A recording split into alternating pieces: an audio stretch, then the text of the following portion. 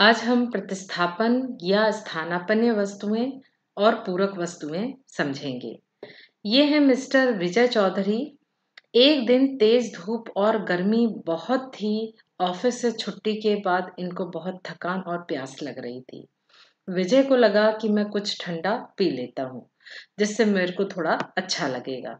और ये सीधे कोल्ड ड्रिंक की दुकान पहुंच गए और इन्होंने दुकानदार से एक कोल्ड ड्रिंक मांगा। दुकान वाले ने इनसे पूछा कि आप कोका कोला लेंगे या पेप्सी। क्या आपको पता है कि दुकान वाले ने ये दोनों ड्रिंक का ऑप्शन क्यों दिया? आपके साथ भी ऐसा जरूर हुआ होगा। दुकानदार इसलिए दोनों ड्रिंक के लिए पूछा क्योंकि दोनों ड्रिंक का उपयोग लगभग एक सा था, या हम दोनों को एक दूसरे के स्थान में उपयोग कर सकते हैं। इन्हें हम स्थानापन्न या प्रतिस्थापन वस्तुएं कहते हैं। ये है चीकू अपने परिवार के साथ ठंड में ये कश्मीर घूमने गया था। शाम को अधिक ठंड होने के कारण मम्मी ने पूछा कि चीकू तुमको चाय पीना है या कॉफी। कोका कोला और पेप्सी की तरह चाय और कॉफी भी स्थानापन्न वस्तुएं हैं, जिन्हें एक दूसरे के बदले में हम उपयोग कर सकते हैं। स्थानापन्न अर्थात एक वस्तु के स्थान पर दूसरी वस्तु, जैसे चाय या कॉफी, कोका कोला या पेप्सी। स्थानापन्न वस्तु वे वस्तुएं हैं जिनका एक दूसरे के स्थान पर उपयोग किया जाता है। इसको हम क्या कहते हैं? स्थानापन्न वस्तु। या हम और क्या लिख सकते हैं? स्थानापन्न वस्तु वे वस्तुएं हैं जो एक दूसरे के बदले में एक ही उद्देश्य के लिए प्रयोग की जाती हैं। स्थानापन्न वस्तु में एक वस्तु की कीमत बढ़ने पर दूसरी वस्तु की मांग बढ़ जाती है, तथा एक वस्तु की कीमत कम होने पर दूसरी वस्तु की मांग कम हो जाती है। जैसे चाय की कीमत यदि अधिक हो जाएगी तो उपभोक्ता कॉफी की मांग बढ़ा देंगे। या हम कह सकते हैं कि स्थानापन्न वस्तु में से एक वस्तु की मांग तथा दूसरी वस्तु की कीमत में धनात्मक संबंध होता है। इसको आप रेखा चित्र से भी समझ लीजिए। एक्स अक्ष में कॉफी की मांग हमने ले ली और वाई अक्ष में हमने चाय की कीमत ले लिया। जब चाय की कीमत P1 है तब कॉफी की मांग Q1 है। यदि चाय की कीमत में वृद्धि होकर चाय की कीमत कितनी हो गई? P1 से P2 हो जाए, तब कॉफी की मांग भी बढ़कर Q1 से बढ़कर कितनी हो जाएगी? Q2 हो गई। हमारी मांग बिंदु A से बढ़कर बिंदु B हो गई। इस प्रकार एक वस्तु की कीमत दूसरी स्थानापन्न वस्तु की मांग से सीधा या धनात्मक संबंध होता है। आपने भी अपने घर में देखा होगा कि चाय की कीमत यदि बहुत बढ़ गई तो हम सोचते हैं कि हम कॉफी खरीद लेते हैं। तो जब एक वस्तु की कीमत बढ़ जाती है तो हम दूसरे वस्तु की मांग को बढ़ा देते हैं। ये संजय है। संजय का अभी अभी कॉलेज में एडमिशन हुआ और पापा ने इसको कार खरीद कर दे दी। इसके बाद भी संजय थोड़ा चिंतित लग रहा है कि अब मुझे कॉलेज जाना है, मैं कॉलेज कैसे जाऊं। क्यों चिंता हो रही है इसको? इसको इसलिए चिंता हो रही है क्योंकि इसके पास कार तो है परंतु पेट्रोल नहीं है। क्या बिना पेट्रोल के कार नहीं चल सकती? नहीं, कार के लिए पेट्रोल जरूरी है। जी हाँ, हम पूरक वस्तुएं समझेंगे। पूरक वस्तुएं वे वस्तुएं हैं जो मिलकर एक दूसरे की मांग को पूरा करते हैं, इसीलिए इनकी मांग एक साथ की जाती है। आपके पास यदि केवल कार अकेले है और पेट्रोल नहीं है तो क्या आप कार का उपयोग कर सकते हैं? नहीं। या आपके पास केवल पेट्रोल है तो क्या आप कॉलेज जा सकते हैं? नहीं। जब तक आपके पास कार या बाइक नहीं होगी और पेट्रोल नहीं होगा तब तक आप कॉलेज गाड़ी से नहीं जा सकते। तो ये है हमारी पूरक वस्तुएं जिनका उपयोग हम एक साथ करते हैं। पूरक वस्तुएं वे वस्तुएं हैं जिनका साथ साथ उपयोग किया जाता है। या हम क्या लिख सकते हैं? पूरक वस्तुएं वे वस्तुएं हैं जो किसी आवश्यकता को संयुक्त रूप से यानी एक साथ मिलकर संतुष्ट करते हैं, एक साथ पूरा करते हैं। उन्हें हम पूरक वस्तुएं कहते हैं, जैसे कार और पेट्रोल। पूरक वस्तुओं की स्थिति में एक वस्तु की कीमत में कमी होने पर दूसरे की मांग बढ़ जाती है और एक वस्तु की कीमत में वृद्धि होने पर दूसरे की मांग कम हो जाती है। देखिए कैसे, कार और पेट्रोल। कार यदि सस्ती हो जाए, आपको भी पता होगा कि जैसे ही कार की यदि कीमत बढ़ जाती है तो मध्यम वर्गीय परिवार भी कार खरीदने लगेंगे। और कार यदि हम खरीदेंगे तो हमको किसकी आवश्यकता होगी? पेट्रोल की। तो कार की कीमत कम होने पर पेट्रोल की मांग बढ़ जाएगी। यदि कार महंगी हो गई तो पेट्रोल की मांग कम हो जाएगी, क्योंकि यदि कार महंगी हो गई तो कुछ सीमित परिवारों के पास कार रहेगी, और जब कार की संख्या कम हो जाएगी तो पेट्रोल की मांग अपने आप कम हो जाएगी। पूरक वस्तुएं ऐसी वस्तुएं हैं जिनमें एक वस्तु की मांग और दूसरी वस्तु की कीमत में ऋणात्मक संबंध होता है। इसको भी हम रेखा चित्र में समझेंगे। एक्स अक्ष में पेट्रोल की मांग Q है और वाई अक्ष में हम कार की कीमत P ले लेते हैं। जब कार की कीमत P1 है तब पेट्रोल की मांग Q1 होगी। परंतु जब कार की कीमत मान लो कम हो गई, P1 से कम होके P2 हो जाएगी, तब पेट्रोल की मांग क्या होगी?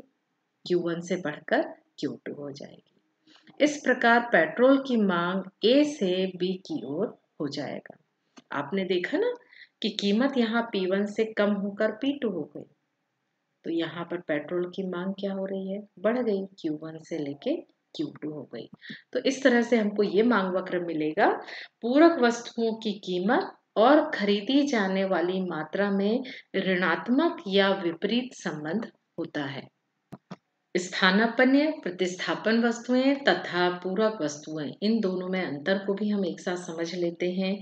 एक वस्तु की मांग में परिवर्तन दूसरी संबंधित वस्तु की कीमत में परिवर्तन के फलस्वरूप होता है। ये संबंधित वस्तुएं कहलाती हैं।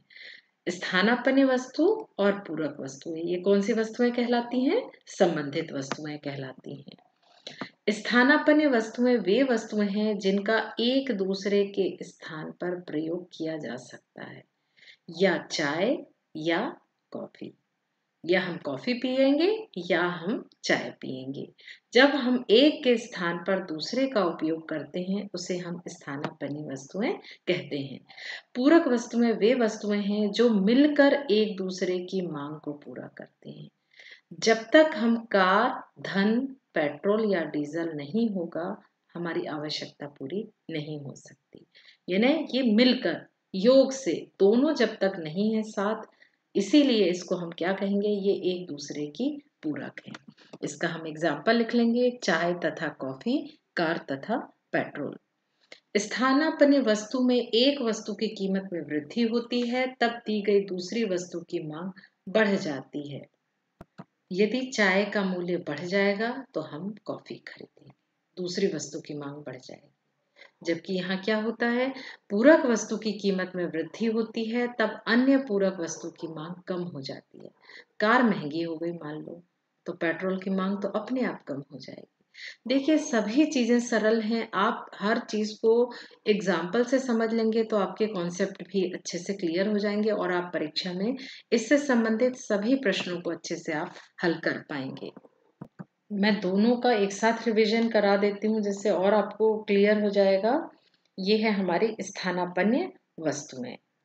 स्थानापन्न वस्तुएं वे वस्तुएं हैं जिनका एक दूसरे के लिए प्रतिस्थापन किया जा सकता है, एक के स्थान पर दूसरा। यदि चाय की कीमत में वृद्धि होगी तो कॉफी की मांग बढ़ जाएगी। जबकि पूरक वस्तु क्या होती है? पूरक वस्तुएं वे वस्तुएं हैं जो एक दूसरे की मांग को पूरा करती, एक साथ मांग को पूरा करती हैं। पूरक वस्तु में यदि कार की कीमत में वृद्धि होगी तो डीजल की मांग कम हो जाएगी। जब कार महंगी हो गई तो डीजल या पेट्रोल की मांग अपने आप कम हो जाएगी।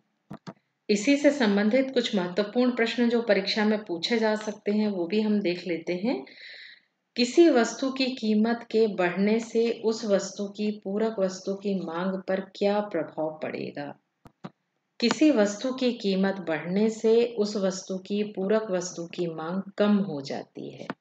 ये अभी हमने देखा था कि पूरक वस्तु में यदि इसकी कीमत बढ़ जाएगी तो उसकी पूरक वस्तु की मांग कम हो जाएगी। इसी का एक और प्रश्न है, पूरक वस्तुओं की स्थिति में वस्तु X की कीमत में वृद्धि के कारण वस्तु Y की मांग में वृद्धि होती है। ये प्रश्न गलत है। पूरक वस्तुओं की स्थिति में वस्तु X की कीमत में वृद्धि होने पर Y में कमी आती है। वस्तु X ये है, यदि इसकी कीमत में वृद्धि होगी तो Y वस्तु की मांग में वृद्धि दिख रही है क्या आपको? नहीं, जबकि Y वस्तु की मांग में कमी हो रही है। तो ये वाला जो उत्तर है ये क्या है? गलत होगा। अगला प्रश्न है, पेट्रोल की कीमत में वृद्धि होने पर, देखिए प्रश्न बहुत ध्यान से पढ़िए। पेट्रोल की कीमत में वृद्धि होने पर CNG की मांग बढ़ जाती है। ये दोनों वस्तुएं कैसे संबंधित हैं? हम जानते हैं कि पेट्रोल की कीमत बढ़ गई तो CNG की कीमत भी बढ़ गई। ये दोनों कैसी वस्तुएं हैं? ये दोनों प्रतिस्थापन या स्थानापन्न वस्तुएं हैं। हमने भी देखा कि जैसे पेट्रोल की कीमत बढ़ने लगती है तो लोग CNG की गाड़ियां खरीदने लगते हैं, डीजल की गाड़ियां खरीदने लगते हैं, और जब CNG की मांग बढ़ जाती है तो उसके मूल्य भी बढ़ जाते हैं। तो चूंकि ये दोनों एक दूसरे के स्थानापन्न वस्तु हैं, इसीलिए एक वस्तु की कीमत बढ़ने पर दूसरे की कीमत भी बढ़ जाती है। इस प्रकार वस्तु, यदि पेट्रोल की कीमत बढ़ गई तो हम किसकी मांग बढ़ा देंगे? CNG की मांग बढ़ा देंगे। अगला प्रश्न है, वस्तु X वस्तु Y के बीच क्या संबंध है? हमको संबंध बताना है वस्तु X और वस्तु Y में। जब वस्तु X की कीमत में वृद्धि के कारण वस्तु Y की मांग में वृद्धि होती है, हमको एक उदाहरण भी बताना है। ये देखिए, ये कौन सी वस्तुएं हैं? प्रतिस्थापन वस्तुएं। जब X वस्तु की कीमत में वृद्धि होती है तो उपभोक्ता X से Y की ओर अपनी मांग को बढ़ा देता है। जैसे ही यदि कोका कोला की कीमत बढ़ेगी तो हम किसकी मांग बढ़ा देंगे? पेप्सी की। तो ये कौन सी वस्तु है? ये हमारी स्थानापन्न वस्तुएं हैं। ये अंतिम एक बहुत अच्छा प्रश्न है। इकोनॉमिक्स टाइम्स में निम्नलिखित समाचार प्रकाशित हुआ। अंतर्राष्ट्रीय तेल कीमतों में के अपने 5 वर्ष के निम्न स्तर तक गिरने के कारण पेट्रोल तथा डीजल की कीमतों में 2 रुपए प्रति लीटर की कटौती हुई। यानी डीजल और पेट्रोल के दाम कम हो गए। भारत में कारों की मांग पर इनके प्रभाव का विश्लेषण करने के लिए रेखा चित्र तथा आर्थिक सिद्धांत का प्रयोग कीजिए। हमें ये क्या बताना है कि डीजल और पेट्रोल के दाम कीमत कम हो गई है, तो कार की मांग पर क्या प्रभाव पड़ेगा? आप समझ गए होंगे। अब पेट्रोल डीजल सस्ता हो जाएगा तो कार की मांग बढ़ जाएगी। यदि पेट्रोल और डीजल कम हो गया तो कार की मांग क्या होगी? बढ़ जाएगी। इसको भी हम रेखा चित्र से समझ सकते हैं। कार की कीमत P है, कार की कीमत में कोई परिवर्तन नहीं हो रहा, परंतु डीजल और पेट्रोल की कीमत कम होने के कारण कार की मांग बढ़ जाएगी। पहले यहाँ Q थी, कितनी हो गई? Q1 हो गई। तो हमने ये देखा कि पेट्रोल और डीजल यदि सस्ता हो गया तो वर्तमान कीमत पर ही कारों की डिमांड अधिक हो जाएगी।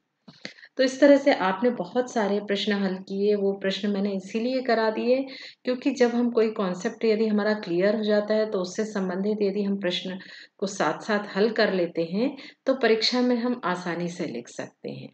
यदि आपको तब भी यदि कोई टॉपिक से यदि कोई नया प्रश्न है जो आपको समझ में नहीं आ रहा है तो वो आप मुझसे कमेंट बॉक्स में पूछ सकते हैं। Thank you.